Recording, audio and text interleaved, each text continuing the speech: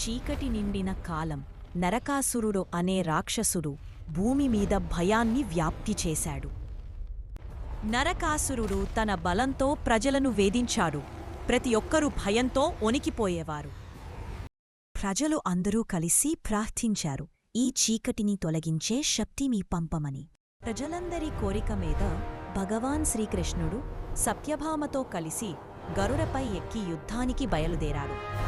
ప్రజలందరి కోరిక కోసం భగవాన్ శ్రీకృష్ణుడు సత్యభామతో కలిసి గరుడపై ఎక్కి నరకాసురునితో యుద్ధం చేశారు.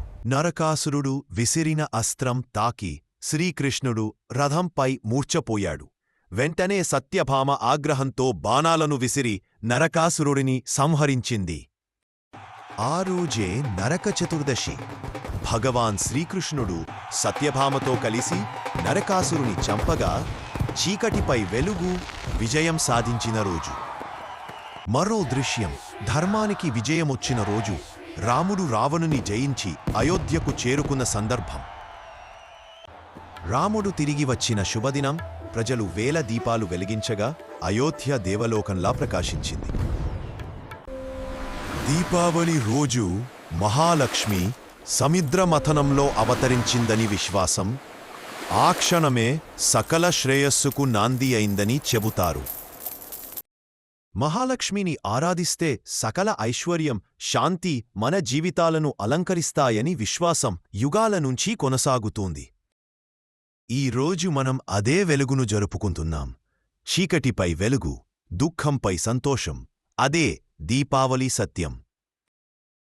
దీపావళి అనేది రాత్రి వెలిగించే దీపాల సమూహం కాదు, మన హృదయాన్ని వెలిగించే ఆశాజ్యోతి. ఇంటింట్లో వెలుగులు వెలిగినంత వరకు దేశమంతా ప్రేమ, సంతోషం, ఐక్యతతో మెరుస్తుంది. దీపావళి పండగ ఒకే ఒక విషయం చెబుతుంది: చీకటిని జయించండి, వెలుగుతో జీవితాన్ని నింపుకోండి. అందరికీ దీపావళి శుభాకాంక్షలు. ప్రతి ఇంటిలో వెలుగు, ప్రతి మనసులో సంతోషం నిండేలా జరుపుదాం. నచ్చితే లైక్ చేయండి, వీలైతే షేర్ చేయండి. ఇలాంటి స్టోరీస్ ఇంకా చూడాలి అనుకుంటే సబ్స్క్రైబ్ టు కథల లోకం.